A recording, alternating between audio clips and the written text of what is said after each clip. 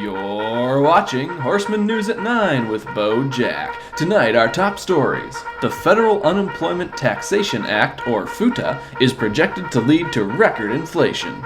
A factory in Oklahoma, which used to produce orca harnesses, is using the same equipment to manufacture adult clothing. And Minnesota erases Native Americans from their flag, just like real life. All this and more. Stay tuned. I'm Bo. Good evening. The Federal Unemployment Taxation Act, or F.U.T.A, has been passed now by both the U.S. Senate and House of Representatives. While conservative members of both houses opposed this multifaceted bill, liberal majorities were able to approve it with support from male and female congresspersons. The F.U.T.A, which has its origins in modern Japan, was first introduced to the Senate about 6 months ago and proposes a separate tax to be deducted to fund the ever-bulging costs of unemployment programs. Critics claim that the new tax will only serve to hurt working families and increase the standard cost of living, leading to increased inflation. Senator William Ounce from Kentucky denounced the plan in an X post yesterday, saying, quote, "Inflation is an evil of the modern world, and the act must be pulled out of law as soon as possible." While the future of the act is uncertain, young people are bracing for its effect.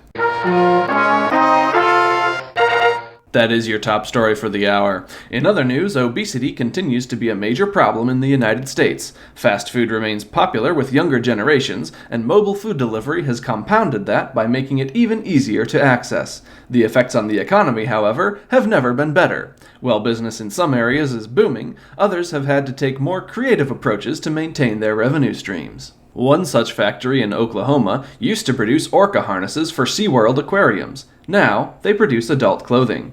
The company, which had filed for bankruptcy during the COVID-19 pandemic of 2020, was faced with the prospect of retooling its plants to manufacture clothing, which was still in demand.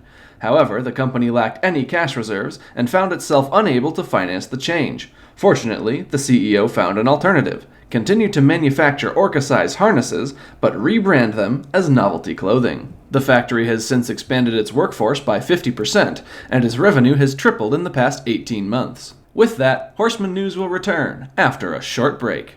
If you're looking for building materials for your new home, come down to the Home Depot. We have all of the wood and concrete you need available at one low fixed price. Our lumber is sourced by the good, hard-working Korean people, and a large portion of our concrete is recycled. Good for motherland, good for planet. Home Depot will be opening locations all across country. Together, we will build our home strong for the glory of the motherland. Plan a visit today.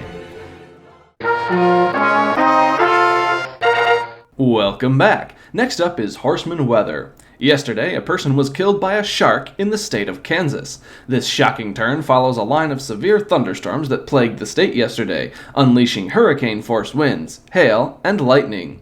An F.5 tornado tore through the small town of Dry Wood, home to a stuffed animal manufacturing plant. The tornado, with winds clocked in excess of 200 miles per hour, picked up many of the stuffed plush toys and flung them about the town. It's said that any object can kill if traveling at sufficient velocity, and yesterday this theory was proven true. At least 10 people lost their lives to this storm, including 15-year-old Barbara Unos, who was impaled by a flying shark. That's all for Horseman Weather. The former state flag of Minnesota was adopted by the state legislature in 1957.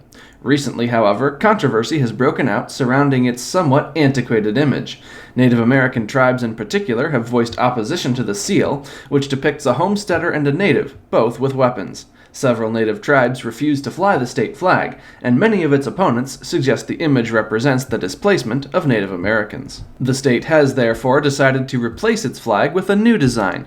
Several concepts have been proposed, but as of yet, none has officially been chosen. Those who oppose the change argue that the former image is not offensive, and that the state of Minnesota is only intent on removing the natives from their flag, just as they did from their land. That's all for tonight's Horseman News. Join me next week for more thrilling tales. I'm Bo. Thanks for watching.